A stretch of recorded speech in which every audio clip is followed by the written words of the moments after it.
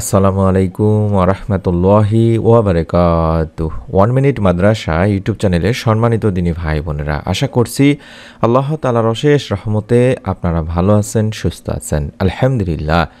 পবিত্র আগামীকাল সোমবার 27শে জানুয়ারি শবে মেরাজের রাতে আপনারা কষ্ট করে হলেও একটি ছোট্ট দোয়ার আমল যদি মাত্র 3 বারও পড়তে পারেন, আল্লাহ রব্বুল আলামিন আপনাকে সারা রাত ঘুমিয়ে থেকেও ইবাদতের সওয়াব দান করবেন। সারা রাত জেগে অনেকের পক্ষে ইবাদত করা সম্ভব নাও হতে পারে, তাই অনুরোধ করছি এই আমলটি করে যদি ঘুমাতে যান, আল্লাহ রব্বুল আলামিন আপনার আমলনামায় সারা রাত ইবাদতের সওয়াব দান করবেন ইনশাআল্লাহ। আশা করছি আপনারা আমলের উদ্দেশ্যে ভিডিওটুকু সম্পূর্ণ দেখবেন। আজ পবিত্র শবে মেরাজ, রজব মাসের 26 তারিখের রাতটি মুসলিমদের কাছে অত্যন্ত তাৎপর্যপূর্ণ। ফার্সিতে সব শব্দের অর্থ রাত এবং আরবিতে মেরাজের অর্থ ঊর্ধ্বগমন। অন্যান্য মুসলিম দেশের মতো বাংলাদেশের ধর্মপ্রাণ মুসলমানেরা মহিমান্বিত এই রাতটি ইবাদত করে থাকেন। আল্লাহর সন্তুষ্টি অর্জনে এই রাতে তারা পবিত্র কোরআন তিলাওয়াত, নফল নামাজ আদায়, জিকির আজকার, দোয়া দরুদ ও ইবাদত বন্দেগী বিভিন্ন ইবাদত বন্দেগীর মাধ্যমে পালন করবেন। মহানবী হজরত মুহাম্মদ সাল্লাল্লাহু আলাইহি ওয়াসাল্লামের অলৌকিক ও ঐতিহাসিক ঘটনার স্মারক দিবস হিসেবে মুসলিম বিশ্বে পবিত্র শবে মেরাজ পালিত হয়। এ রাতে মহানবী সাল্লাল্লাহু আলাইহি ওয়াসাল্লাম 7 আসমান পেরিয়ে মহান আল্লাহর সঙ্গে সাক্ষাৎ করেন এবং মুসলিমদের জন্য 5 ওয়াক্ত নামাজ নিয়ে ফেরেন। মুসলমানেরা তাই এই মহিমান্বিত রাতটি আল্লাহর সন্তুষ্টি অর্জনের জন্য পবিত্র কোরআন তেলাওয়াত করা থেকে শুরু করে নফল নামাজ আদায় করা, জিকির আজকার, দোয়া দরুদ ও ইবাদত বন্দেগীর মাধ্যমে পালন করবেন। আল্লাহ রাসূল সাল্লাল্লাহু আলাইহি ওয়াসাল্লাম বলেন, এই রাতে নফল ইবাদত করবে ও দিনের রোজা পালন করবে। ইবনে মাজাতে বলা হয়েছে। তাছাড়া ইবাদতের মধ্যে শ্রেষ্ঠই হলো নামাজ, সুতরাং নফল ইবাদতের মধ্যে শ্রেষ্ঠ আবার হলো নফল নামাজ। তাই প্রতিটি নফল ইবাদতের জন্য আপনাদেরকে সময় বের করতে হবে।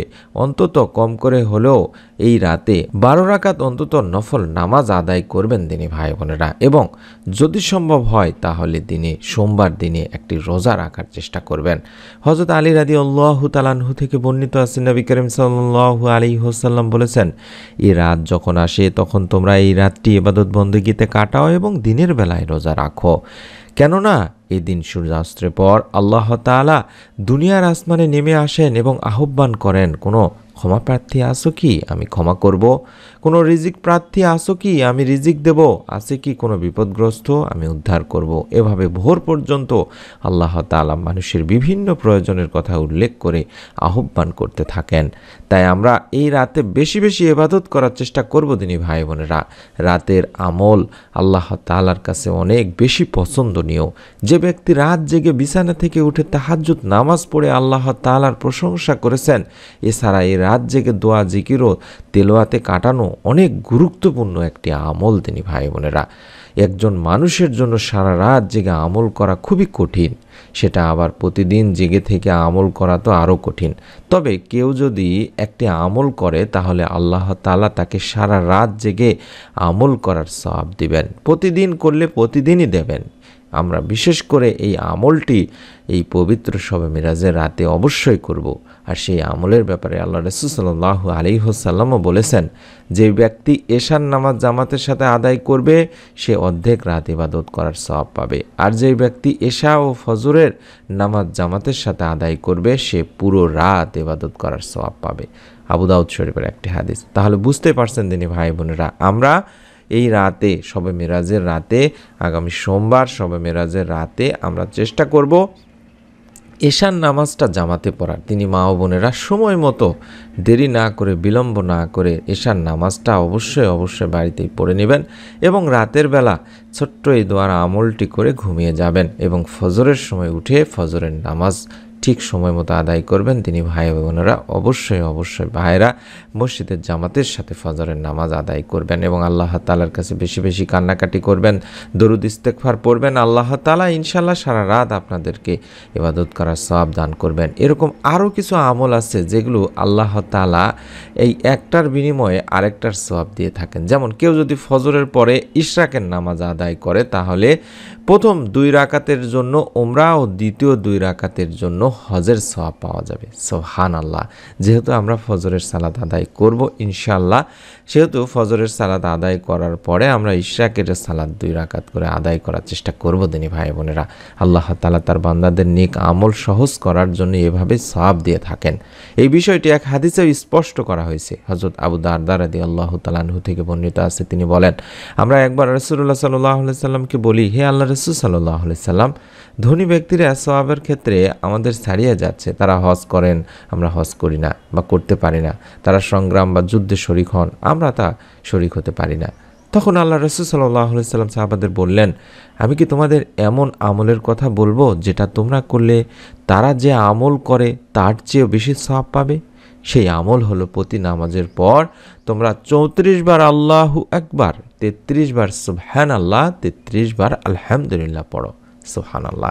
ছোট্ট একটি আমল, আমি প্রত্যেক ভিডিওতে আমার দিনী ভাই বোনদেরকে বলে থাকি, আমরা এই ছোট্ট আমলটি অবশ্যই করব। বিশেষ করে মা ও বোনেরা বাড়িতে বসে বসে কিংবা কাজের ফাঁকে ফাঁকে সুবহানাল্লাহ পড়তেইছেন এবং আলহামদুলিল্লাহ, আল্লাহু আকবার জিকির আকারে আপনারা এই আমলগুলো করবেন। দেখবেন আল্লাহ রাব্বুল আলামিন আপনার পরিবারটাকে কবুল করে নেবেন। আপনার পরিবারের সমস্ত প্রকার অভাব অনটন, পেরেশানি, দুশ্চিন্তা, আপনার সাংসারিক পারিবারিক সমস্ত অভাব অনটন দূর করে দেবেন। তাই মা বোনদেরকে অনুরোধ করছি, আপনারা এই শবে মেরাজের রাতে বিশেষ করে এই পরিবার সংসারে যাতে শান্তি আসে, পরিবার সংসারে যাতে রিজিকে বরকত আসে, স্বামী স্ত্রীর মধ্যে যেন শান্তি আসে, তার জন্য বেশি বেশি দোয়া করবেন। আর এই রাতের ইবাদত ও দোয়া আল্লাহ তাআলার কাছেও কিন্তু অনেক মর্যাদা সম্মানের। রাতের দোয়া ও ইবাদতে তাওহীদের সাক্ষ্য দিয়ে যদি আল্লাহ রাব্বুল আলামিনের কাছে দোয়া করা হয়, তাহলে আল্লাহ তাআলা সেই দোয়া কখনোই ফিরিয়ে দেন না। সুবহানাল্লাহ। বান্দার শব্দ আল্লাহ তাআলা কবুল করে নেন। হাদিসেও এসেছে, আল্লাহ রাসূল সাল্লাল্লাহু আলাইহি ওয়াসাল্লাম বলেছেন, যখন তোমাদের কেউ রাতে জেগে আল্লাহ তাআলার কাছে দোয়া করে, আল্লাহ তাআলা তার দোয়া কবুল করেন। আর যদি ওই ব্যক্তি ওযু করে এবং নামাজ আদায় করে, তবে সেই নামাজও কবুল করা হয়। বুখারী মিশকাত শরীফের একটি হাদিস। আমি আপনাদেরকে সহজ করে আমলটি বলে দিচ্ছি, আশা করছি মনোযোগ দিয়ে আমলটি করবেন এবং শুনে আমলটি করবেন। আপনারা পবিত্র শবে মেরাজের রাতে আগামী সোমবারে অন্তত এশার নামাজটা ঠিকমতো আদায় করে নেবেন।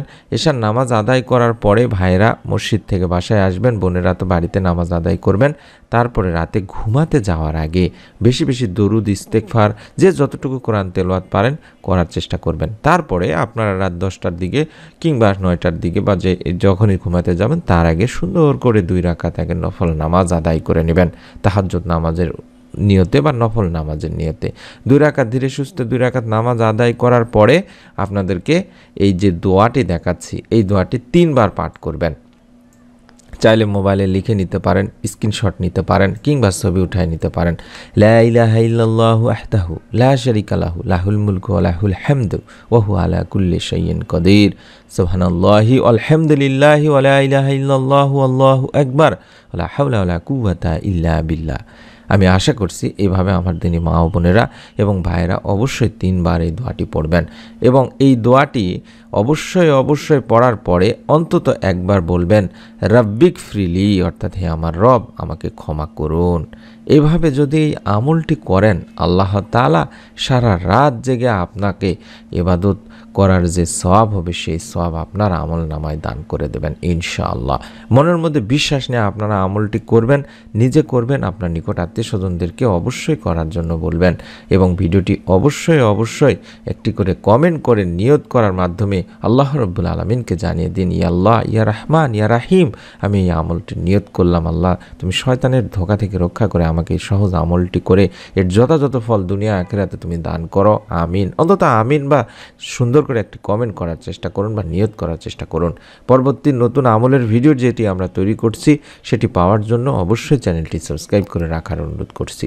সকলে ভালো থাকুন, সুস্থ থাকুন। মহান রব আল্লাহ তাআলা আমাদের সকলকে পবিত্র রজব মাসের এই শবে মেরাজ অত্যন্ত গুরুত্বপূর্ণ একটি রাতের যথাযথ আমল করার এবং যথাযথ হক আদায় করার তৌফিক দান করুন, আমিন। আসসালামু আলাইকুম ওয়া রাহমাতুল্লাহি ওয়া বারাকাতুহু।